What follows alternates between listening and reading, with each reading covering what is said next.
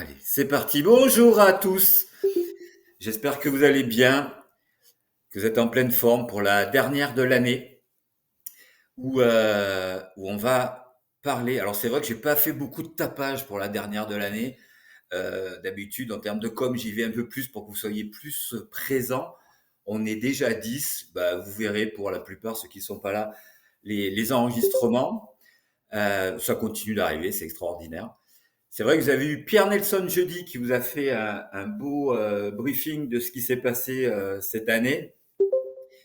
Donc il y avait une partie sur laquelle je vais du coup aller très très vite dans cette matinale.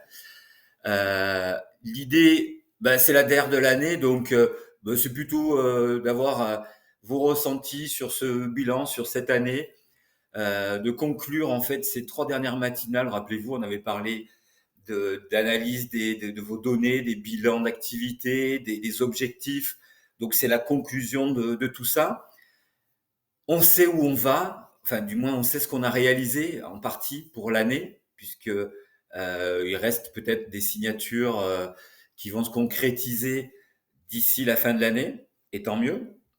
Et puis j'allais dire, c'est pas fini, hein, parce qu'il reste quand même presque un mois. Moi, je sais que j'ai eu l'occasion de réaliser des opérations pendant le mois de décembre, pour une simple et bonne raison, c'est que les gens sont plutôt détendus dans cette période. Alors même s'ils ont vraiment envie il y en a plein d'ailleurs qui ont envie de réaliser leurs objectifs avant la fin de l'année, mais c'est une période plutôt agréable où évidemment on s'attache à réaliser des projets et à finaliser ce qu'on a commencé en début d'année. Alors moi, j'avais envie de vous poser la première question qui est indiquée d'ailleurs ici. Si quelqu'un veut éclairer sa caméra et participer, quel a été pour vous votre bilan en fait, votre ressenti, qu'est-ce qui s'est passé pour vous cette année, un effet marquant, quelque chose que vous voulez partager? Ça y est, du coup, Cécile, elle revient. Ouais, non, oui, je vous prends à froid, hein, c'est vrai, hein, mais bon. Et ouais, je prends mon petit déjeuner en même temps, tu m'excuseras. Ah, Flo, qu'est-ce que tu peux nous dire, toi, un effet marquant de cette année? Et ben, mon arrivée chez Axo, Ouais, euh, et plus particulièrement dans l'agence côté sud pour basculer dans l'immobilier de prestige. ouais. Donc ça, c'est un gros changement. J'étais tout seul dans mon coin chez IAD jusqu'à la fin de l'année dernière. Et j'ai rencontré Florence qui n'est pas là, mais je travaille avec Carole qui est là, qui se cache elle aussi. Moi, j'ai pas de Mhm. caméra, ma caméra marche pas, mais sinon j'aurais montré ma tête. Et donc, et donc c'est une belle expérience. Maintenant, je suis plus tout seul dans mon coin. On a des réunions tous les lundis ensemble. Ça permet de souder l'équipe. L'année n'a pas été aussi prolifique que je l'aurais espéré. Mieux que l'année dernière, mais ça reste quand même relativement ralenti, je trouve, au niveau de l'IMO. Mhm. Et j'ai mis pas mal de choses en place, une façon de travailler qui était complètement différente, et pour faire de la prospection autrement, donc qui devrait porter ses fruits sur l'année 2026. Là, il me reste encore, j'ai eu une signature la semaine dernière, il me reste encore 2 signatures d'ici la fin de l'année, donc l'année devrait bien se finir. Ouais. Tu as eu combien de compromis cette année? Euh, j'ai dû en avoir 8 ou 9. Ouais, J'ai eu tout au début de l'année, en fait. Donc, au ouais. début de l'année, il y a plein de cash qui est rentré. Et pendant 6 mois, ça a été le calme plat. J'ai eu plein d'actes, plus que des compromis, c'était des actes jusqu'au mois Mhm. de mars-avril. Et après, j'ai fait mon basculement. Donc, il a fallu aussi faire le- le changement de l'un à l'autre. Et ça a Ouais. été très, très calme pendant 6 mois. Et là, ça revient. J'ai du coup une signature la semaine dernière et 2 qui arrivent prochainement. Donc ça rassure un peu pour finir l'année. Ouais. Non, ben merci Flo. Moi, je me rappelle du tout début de l'année où on parlait justement de ce qu'on a parlé enfin le mois dernier, des objectifs à se fixer. Je sais pas si tu te rappelles, Oui, du chiffre d'affaires que tu voulais réaliser et des actions qu'il fallait mettre en place pour atteindre ce chiffre d'affaires. Donc évidemment, quand tu redémarres une activité comme tu l'as fait, Flo, enfin quand tu changes en fait, il y a toujours un temps d'adaptation, de récupérer les mandats, enfin, etc. Donc c'est normal que tu aies vécu cette vague. Et puis, euh, moi je me rappelle t'avoir un peu dit, tu te rappelles, Flo, oui, moi je veux bien que tu réalises ce chiffre et que tu gagnes autant d'argent. Par contre, les actions qu'il va falloir mettre en place, elles sont énormes pour y arriver. Et c'est vrai que tu avais revu un petit peu à la baisse tes objectifs. Par contre, moi, je te félicite parce que c'est quand même pas mal hein, pour une première année. Enfin, pas une première année, parce que tu as déjà 3 ans. Combien? Ça fait combien de temps que tu es en limo, bah, Flo? 2 ans et demi. J'ai fait 2 ans et 2 demi. ans chez Yadé et là, ça fait ouais, 2 ans et demi. Ouais. Donc, pour 2 ans et demi et avoir basculé, changé de réseau, etc., avoir réalisé 8 ou 9 compromis dans l'année, quand même, moi, je dis bravo, félicitations. On est là pour se féliciter aujourd'hui. Donc, bravo, Flo. Merci. Merci. Ok, merci, Flo, d'avoir partagé ce moment avec nous. Et pas de rien. Il y en a d'autres qui veulent s'exprimer. C'est le moment ou jamais. Cécile, elle a pas. Vas-y, réessaye pour voir, Cécile. C'est dingue, hein? On t'entend plus. Vous l'entendez pas, hein, quand elle parle? Non. Non, ouais, ouais, c'est ça.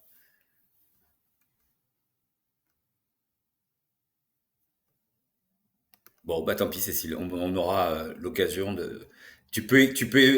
Partager sur le chat, si tu veux. Moi, j'aimerais juste faire avancer. Comment je fais pour faire avancer mon slide, du coup, sans quitter ce bazar? Il est où? Parce que si je fais ça, ça marche pas. Ouais, voilà, c'est ça qui est pénible. Il est où mon slide? Ah, il est là. Hop, faut que je fasse ça. Là, hop, j'ai avancé. C'est ça? Vous avez un marché en reprise. Oui. Alors, je vais aller vite sur cette slide, même très très vite. Regardez, hop. Non, je plaisante, mais je vais aller à la fin parce que Pierre Nel vous en a beaucoup parlé jeudi. Donc, il n'y a pas vraiment d'intérêt à ce que je vous en reparle. Mais l'idée, si je devais résumer cette année, c'est un marché qui récompense donc la méthode et la rigueur, pas l'improvisation. Euh, Ça veut dire quoi? Ça veut dire que le marché a été meilleur que l'année dernière. Il y a eu une augmentation des transactions. Évidemment, on doit être encore plus présent, professionnel et avoir un service et apporter un service de qualité parce que nos clients sont de plus en plus exigeants. Et c'est vrai qu'on avait oublié de travailler la partie acquéreur. Et là, pour le coup, c'est vrai que c'était pas toujours évident cette année de trouver ces marques parce qu'on était resté sur des habitudes où les acheteurs achetaient facilement, rapidement. Là, il a fallu quand même reprendre les bases de notre métier. Enfin voilà, donc on va pas aller plus loin. On va passer à l'autre chose dont je voulais vous parler, c'était le rent, puisque j'ai eu la chance de participer, enfin du moins de participer, d'être présent au rent. Et je voulais vous faire un petit débrief de ce que j'y ai vu, de ce que j'ai ressenti, de ce dont à quoi j'ai participé au travers des différents des ateliers, euh, des partenaires que j'ai pu rencontrer, les sociétés innovantes aussi, parce qu'il y a des trucs de dingue qui arrivent en fait. Euh, j'ai pu, alors on va parler, j'ai parlé d'IA parce que c'est le truc qui ressort depuis plus de 2 ans maintenant sur le salon Rent. Il y a plus de 2 ans déjà, à l'époque on en parlait, l'année dernière aussi, cette année c'est encore pire. Enfin c'est encore pire, tant mieux. Il y a des outils qui arrivent qui vont vous permettre. Moi je me rappelle beaucoup d'avoir parlé avec vous et de souvent vous me disiez, je sais pas si vous êtes d'accord avec ça, mais que il vous manquait du temps, que le temps c'était quelque chose d'important. Là, il y a des outils qui arrivent qui véritablement vont vous faire gagner du temps. Donc, et puis qui sont simples d'utilisation. Je prends l'exemple de Sania que j'ai mis, comment je l'ai appelé, Sania ou Siana, pardon, que j'ai mis dans l'exemple de mon slide, qui a gagné donc un prix du SNPI. Vous lui parlez en fait, c'est devient votre assistante. Alors j'allais dire c'est horrible ce que je veux dire, mais c'est vrai, c'est une assistante qui est là 7 jours sur 7, 24 heures sur 24, qui est dans votre poche qui est hyper précise et pointue et qui vous accompagne donc dans votre quotidien et qui va vous faire gagner ce temps que vous avez, que vous courez toujours après ce temps.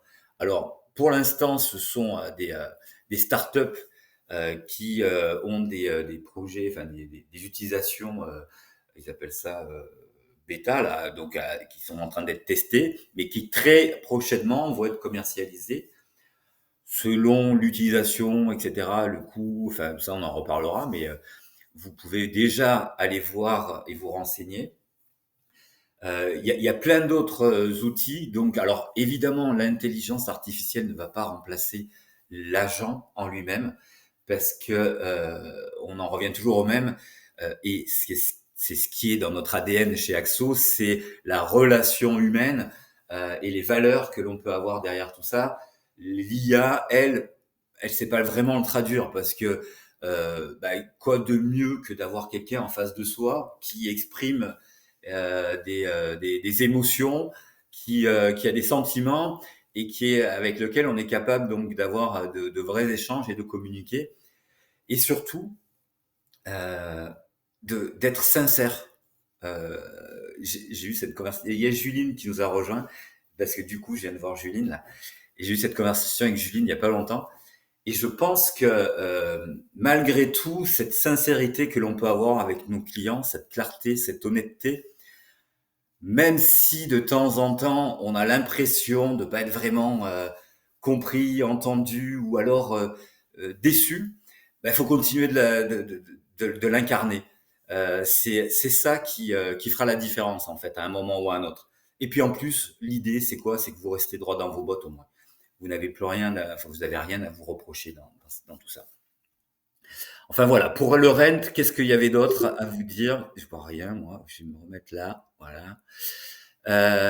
Évidemment, il y a une progression des réseaux de mandataires. Vous l'avez certainement vu sur le terrain également. Ils progressent en termes de chiffre d'affaires. Ils progressent évidemment en termes de nombre d'agents. Alors autant à un moment on se disait oui, les mandataires, bof, oui, ben, d'accord, il y a un peu tout et n'importe quoi, mais ils se sont quand même beaucoup plus organisés. Ils sont de plus en plus formés. Alors c'est vrai qu'il y a beaucoup c'est comme partout, hein.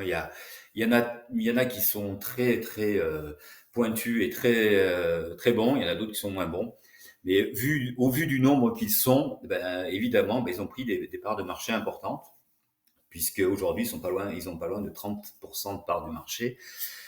Et il y a une chose dont Pierre-Nel vous a parlé et dont je vais vous reparler parce que c'est hyper important.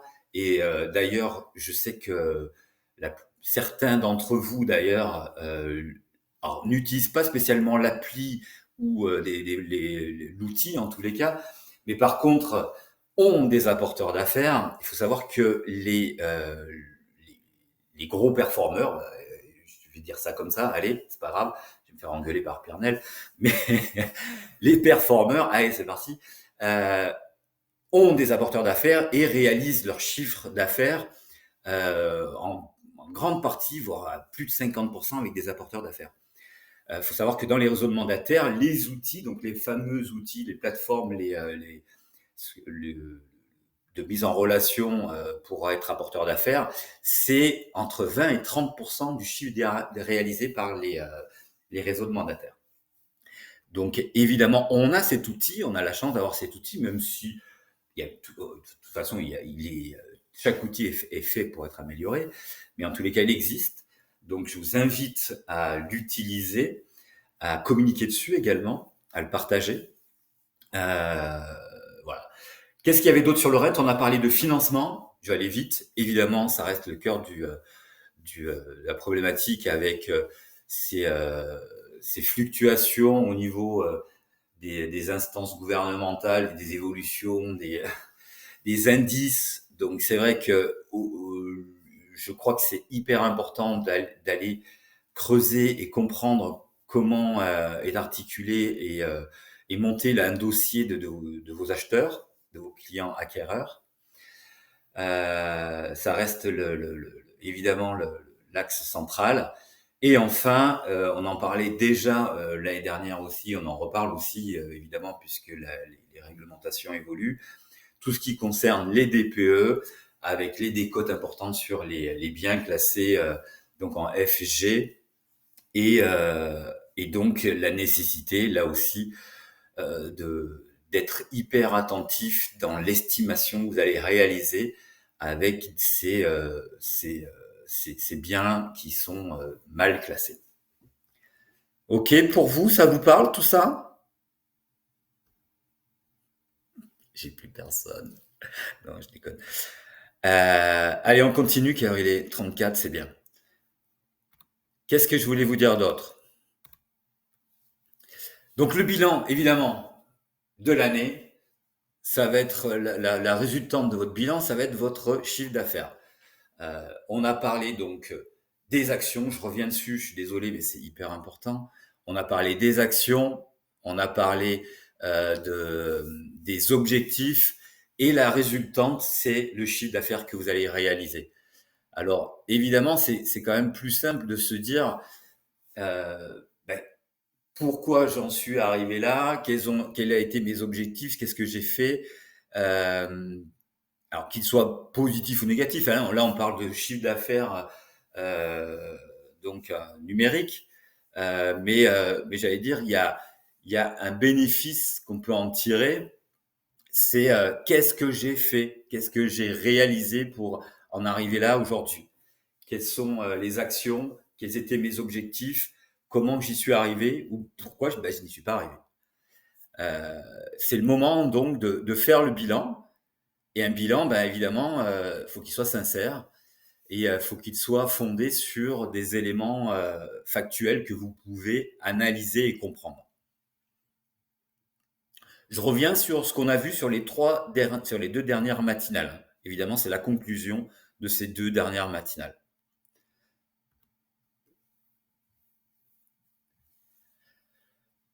Qu'est-ce qui peut vous aider dans votre organisation afin de maîtriser donc votre bilan et de prévoir celui de l'année prochaine?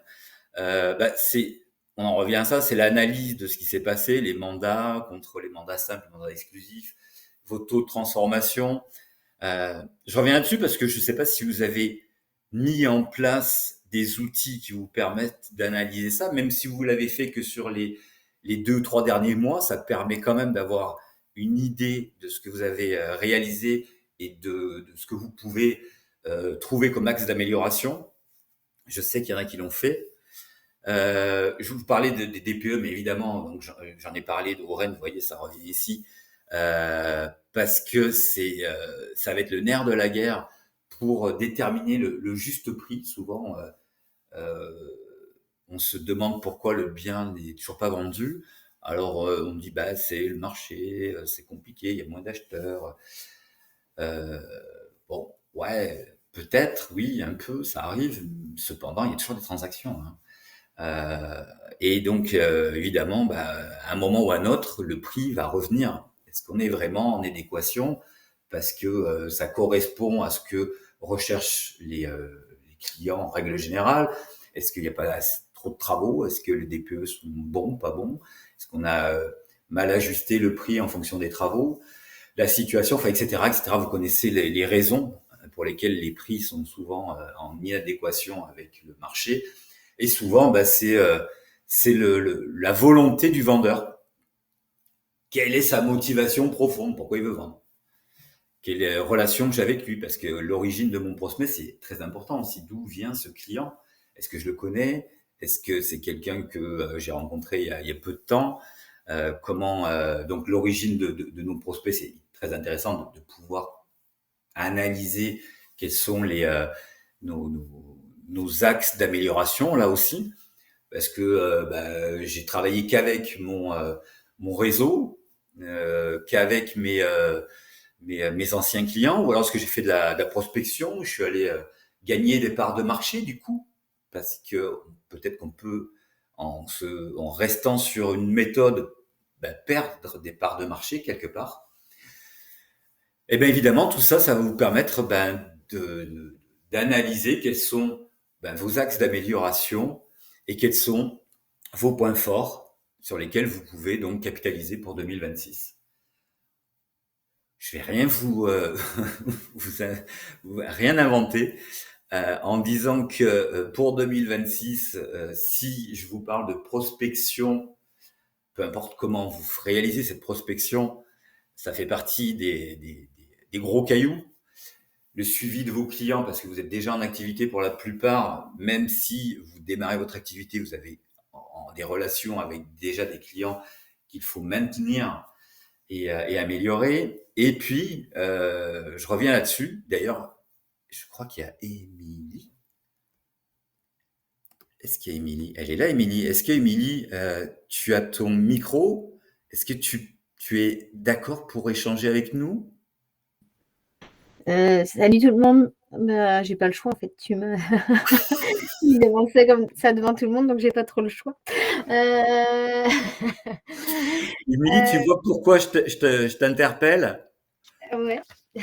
Parce que je voulais parler de formation et Ouais, c'est non, vrai que moi, ça fait j'ai partie trop. des, des Désolée pour le idées. d'abord. Hop là. Ah, Comme ça. Attends, parce que j'ai encore les cheveux mouillés. magnifique. Repose-toi. Ouais, j'ai les cheveux mouillés. Moi, je viens d'aller courir, donc j'ai encore les cheveux mouillés. Ah, génial. Ouais, et je vais juste vous remettre sur l'autre écran parce que comme ça, je regarderai face à l'écran. Ça sera bien mieux. Voilà. Du coup, ouais, moi, j'ai fait une formation. Alors, j'ai fait toutes les formations d'AXO, forcément, qu'il y avait possible. La formation obligatoire qu'on doit faire tout le temps. Et moi, je me suis inscrite de façon autonome à une autre formation qui m'a vraiment fait remettre en question toute la façon de procéder. Surtout que, enfin, vous, à la base, vous avez des compétences de commercial. Moi, je ne suis pas du tout dans le métier à la base. Je suis infirmière.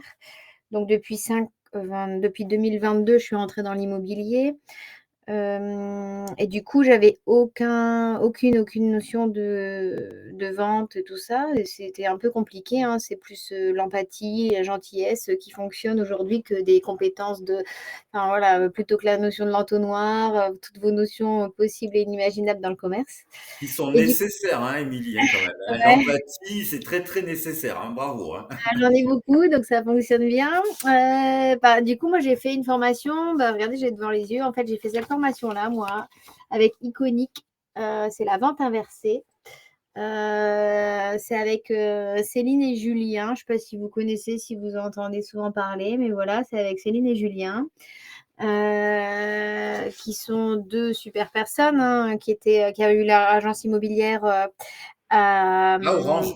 à Orange, et puis après ils sont partis sur Dubaï, et maintenant ils ont vendu leur agence immobilière et sont revenus dans le sud de la France, mais je ne sais plus très bien s'ils sont restés sur Orange ou ailleurs, je ne sais plus. Et en fait, aujourd'hui, ils sont formateurs. Ils ont complètement arrêté la vente. Et du coup, ils nous font découvrir leur méthode qui est extraordinaire. Je conseille à tout le monde de la faire. Je ne vais pas vous en dire plus, mais franchement, si vous y allez, vous pouvez leur dire que je vous ai vendu cette formation parce qu'elle est topissime. J'ai fait la première formation là, il y a 2 semaines, et je refais la suite en fait, je crois que c'était fin janvier.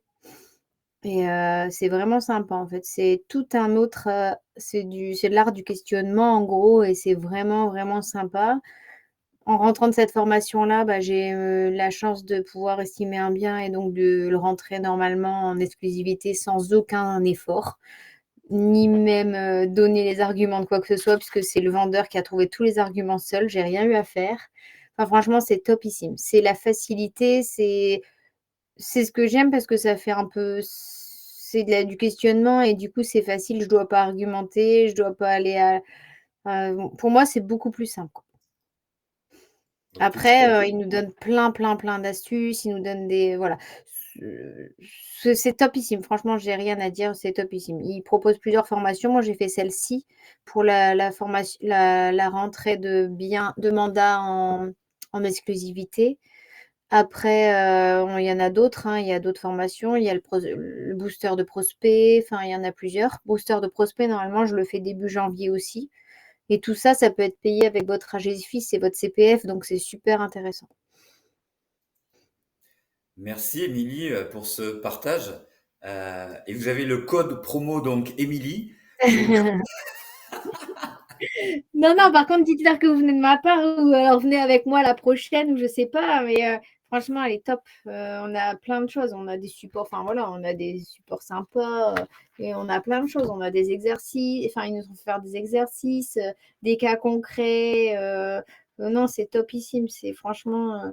Puis on a tout un. Alors, ça, enfin, forcément, on n'a pas forcément le droit de le divulguer, mais on a tous nos arguments ici qui sont notés, différents arguments. Enfin, il y a 50, enfin, il n'y a pas 50 papiers, mais il y a plusieurs feuilles avec les types d'arguments à donner, de questionnements à donner. C'est vraiment sympa. Après, voilà, quand on fait la formation, je vous l'aurais donné volontiers, mais quand on fait la formation, on nous dit bien qu'ils souhaitent, enfin, c'est leur truc à eux, et donc tant qu'on fait pas la formation, on peut pas vous donner cette feuille, mais je peux vous donner 2-3 pistes, hein, mais voilà, mais il faut vraiment, je conseille à tout le monde de le faire, c'est top. Bon, merci Émilie, en tous les cas, d'avoir partagé ça. Moi, je connais bien aussi Julien et Céline, puisqu'ils sont d'Orange. Et je vous rappelle que je suis à Orange. Donc, ça fait des années que je les connais. On était confrères et concurrents, peu importe, à l'époque, avant qu'ils se lancent dans la formation et qu'ils partent à Dubaï, pour la petite anecdote. Et Julien est, comme vous l'avez pu le constater, quelqu'un d'assez costaud. C'est un ancien rugbyman également, donc on a cette passion aussi en commun. Voilà, je ferme la parenthèse. Merci Émilie d'avoir partagé ça. Tout ça pour vous dire que, évidemment, l'importance de la montée en compétences, la remise en question, cette responsabilisation que vous pouvez avoir, que vous devez avoir, je devrais dire même, pour l'année prochaine, avec donc la mise en place soit de formation, soit on a des modules aussi qui sont, je vous rappelle aussi avec le nouveau programme de formation, qui peuvent vous intéresser et vous remettre un petit peu en piste. Et puis, il y a des lectures et des podcasts. Il y a plein de choses que l'on peut. Il faudra d'ailleurs que je fasse une liste. J'avais prévu de le faire. J'ai tellement de choses à faire. Des podcasts et lectures qui peuvent être intéressantes à réaliser au cours de l'année prochaine et voire même avant la fin de l'année. Évidemment, plus vous allez vous organiser et maîtriser tout ça, et plus vous allez avoir liberté dans votre activité et prendre confiance en vous, en fait. Et ça, c'est quand même fondamental, parce que l'état d'esprit dans lequel vous allez être lors des rencontres que vous allez avoir avec vos clients, c'est aussi un élément qui se travaille quelque part, qui se prépare, même s'il y a des aléas de la vie qui font que on peut être submergé par différentes émotions et qu'on ne maîtrise pas toujours tout. En tous les cas, si on est prêt, si on est motivé, si on met en place un certain nombre de choses, il n'y a aucune raison pour que 2026 ne soit pas une très belle année aussi. Allez, on continue. Il ne nous reste plus beaucoup de temps, plus beaucoup de slides. Donc moi, ce que je voulais vous dire, c'est l'idée, c'est on est en ces périodes de fin d'année, c'est de vous valoriser. En fait, le cerveau, il est conçu ainsi. Il permet il avance au fur et à mesure qu'il a des petites récompenses. Quand on sort de sa zone de confort, quand on fait des choses qu'on n'a pas l'habitude de faire, quand on enlève des mauvaises habitudes, c'est très très difficile, parce que justement notre cerveau, lui, il est plutôt en mode cool, et si Si je ne peux pas faire d'efforts, c'est mieux. Déjà, le fait de réfléchir, c'est ce qui consomme beaucoup d'énergie. Donc, il se dit, bon, moi, je préfère être tranquille. Donc, c'est vrai que sortir de cette zone de confort et faire des choses qui sont différentes consomme beaucoup d'énergie. Et le cerveau, pour continuer d'avancer, il a besoin de petites récompenses. Donc, moi, je vous invite à regarder tout ce que vous avez fait cette année et à mettre en avant toutes les petites, même les insignifiantes, les remerciements, les merci, les sourires que vous avez pu avoir, évidemment, les compromis, les félicitations, les invitations, peu importe, votre chiffre, votre résultat, toutes les actions que vous avez réalisées, je vous invite à y réfléchir et à vous célébrer là-dedans et à y mettre du sens. Ça va vous permettre d'y mettre du sens et de comprendre et de se dire, voilà, aujourd'hui, tout ce que j'ai fait, faut pas oublier que c'est pas pour, je ne réalise pas, quand je compare beaucoup au sport, en fait. C'est vrai que dans le sport, si on devait, au bout d'un mois, faire un bilan et se dire, où j'en suis, alors que je m'entraîne, etc., on se rendrait vite compte qu'on n'a pas atteint ses objectifs. Les objectifs qu'on peut se mettre dans le sport, elles sont sur du long terme pour atteindre, pour réaliser une compétition ou quelque chose, c'est sur du long terme. Là, c'est exactement la même chose. Vous pouvez pas vous dire, au bout d'un mois, 6 mois, un an, j'ai pas atteint mes objectifs. Donc, quelle est ma motivation profonde? Qu'est-ce que je veux faire? Rappelez-vous ça c'était une de mes premières matinales aussi. Mon big why, où je serai dans 5 ans, dans 10 ans, et pourquoi tous les matins, du coup, je me lève, je sais pas à quelle heure vous vous levez, mais à 6 heures pour ma part, et je mets en place toutes ces petites actions. Rappelez-vous l'effet cumulé aussi dont je vous avais parlé en début d'année, ce livre que certains d'entre vous ont lu. Ces petites actions qui paraissent toutes au départ, on se dit mais bon, est-ce que ça a vraiment de l'intérêt?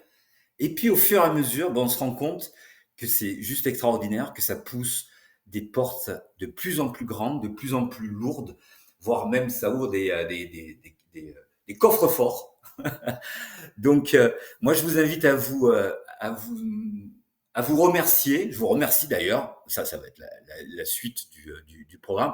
Et à partager aussi, parce que c'est le moment, à partager, parce qu'on oublie souvent, on est tellement la tête dans le guidon souvent, qu'on oublie à des fois de partager ces bons moments en famille. Donc l'équilibre vie professionnelle et vie perso, la performance, etc., ça ne peut que perdurer si on arrive à avoir cet équilibre. Moi, je sais que j'en connais qui sont hyper performants et qui m'ont dit, ouais, je suis numéro 2, 3, 4 de chez Tartampion. Quand je leur demande comment ils fonctionnent, comment ils vivent, etc., des mecs qui sont à fond, mais à fond. Alors, je les envie pas, honnêtement, parce qu'ils bossent 15 heures par jour, 7 jours sur 7, et ils prennent pas de vacances.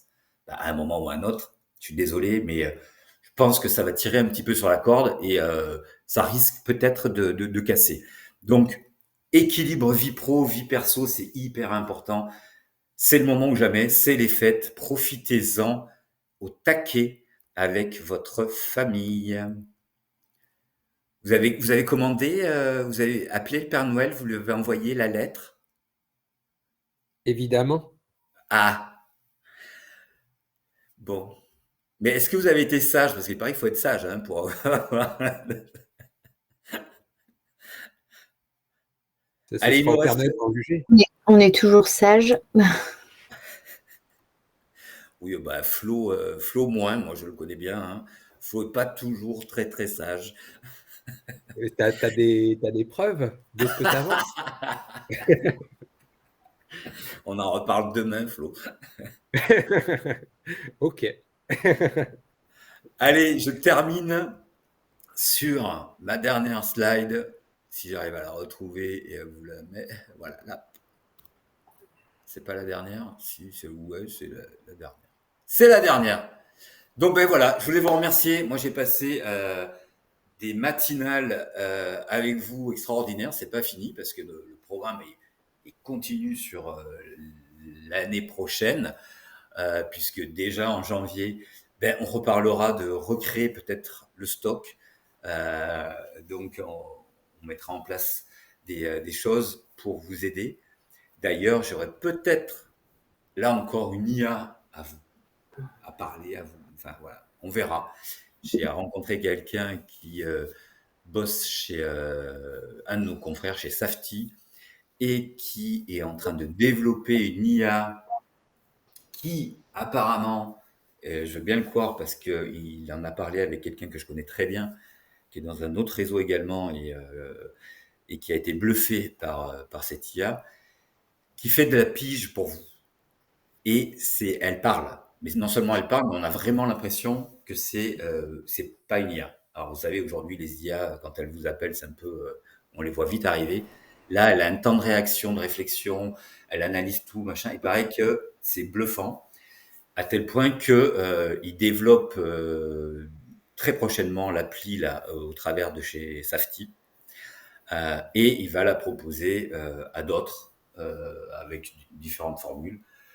À tester, pourquoi pas, mais je vous en reparlerai donc en janvier, si tout va bien, si d'ici là, j'aurai des infos. Et en tous les cas, voilà, je voulais vous souhaiter, et terminer là-dessus, des belles fêtes de fin d'année.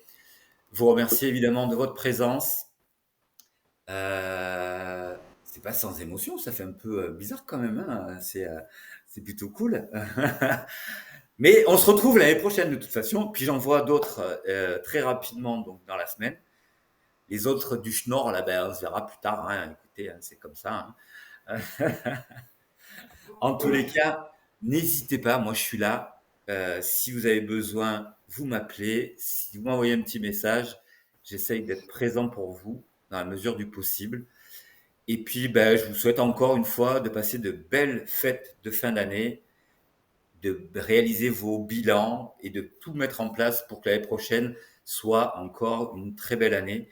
Et il reste des choses à faire cette année. Hein. C'est pas fini. C'est pas fini. Les maisons, le Père Noël a des fois amène des maisons sous les sapins. On n'a pas les mêmes sapins. Bon, merci en tous les cas à tous. Bonne continuation. Merci à toi, Christophe. Et à très bientôt pour certains d'entre vous. Demain. Bonne fête de fin d'année. Ciao, Émilie. À notre tour de te dire merci, hein, Christophe, parce que tu nous mets la patate à chaque fois. En tout cas, personnellement, c'est sûr. Donc, continue les matinales, c'est super bien. Bon, c'est génial. Je te remercie, Emmanuel. Et puis, on se voit jeudi. Ouais, alors moi, je ne serai pas là jeudi. Je suis désolée. Ah mince, zut. Ouais. Bon, tant pis. On ne se fera pas jeudi. Non, je ne peux pas. Bon. Il y a Xavier. Il y aura Xavier? Non, non plus. Ah, Mauvaise pioche. Non, mais là, ouais, c'est cata. Bon, vous avez vu Seb cette semaine. On a vu Seb, par contre, on était super la semaine dernière. contents. Bon, c'est déjà ça. Voilà, on a eu la chance d'avoir Seb, on n'aura pas la chance de voir Christophe. Voilà. Allez, ça marche. Bonne fête de fin d'année. Bonne fête à tous. Bonne fête de fin d'année à tous. Pardon, Flo? Je disais bonne fête de fin d'année à tous. Ciao, ciao. Merci. Ciao, bye.